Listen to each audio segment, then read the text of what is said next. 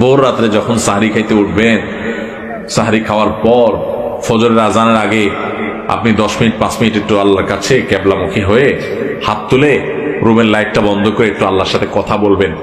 মানুষের সাথে বহুত কথা বলছেন, আল্লাহর সাথে একটু কথা বলে দেখেন। আল্লাহর সাথে কথা বলার স্বাদ আছে ভাই, অনেকে জীবনে একবারও এই স্বাদ পান নাই। একটু কথা বলে দেখেন।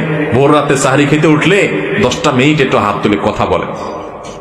কিভাবে কথা বলবেন? কথা বলবেন এইভাবে, ও আল্লাহ, কত গুনাহ আমি করেছি, কত পাপাচার আমি করেছি, মরতে আমার হবে, তোমার কাছে যাওয়া আমার লাগবে আল্লাহ। শয়তানের প্ররোচনা করেছি, এই রমজান মাস তুমি কত মানুষকে মাফ করে দাও।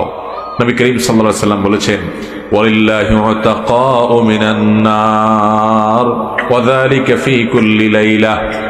রমজানের প্রত্যেক রাতে আল্লাহ তাআলা অনেক মানুষকে সাধারণ ক্ষমা ঘোষণা করে দেন, যে যাও অমুক অমুক অমুক অমুক যাও, তোমাদেরকে মাফ করে দেওয়া হলো, জাহান্নাম থেকে মুক্ত ঘোষণা করে দেওয়া হলো। আল্লাহ কত মানুষকে আপনি সাধারণ ক্ষমা করে দিবেন। আল্লাহ আপনার সাধারণ ক্ষমা পাওয়ার জন্য কোনো যোগ্যতার দরকার হয় না, আপনি চাইলে যাকে তাকে মাফ করে দিতে পারেন। দুনিয়ার প্রেসিডেন্ট প্রধানমন্ত্রী চাইলে একটা দেশের যাকে তাকে যা খুশি তা দিয়ে দিতে পারে। তাদের যদি ক্ষমতা, তারা তো মানুষ। আল্লাহ আপনি তো মহান সৃষ্টিকর্তা, আপনি তো চাইলে আমার সব অপরাধগুলো মাফ করে আমাকে ফেরেশতা বানায় ফেলতে পারেন, পারেন না আল্লাহ?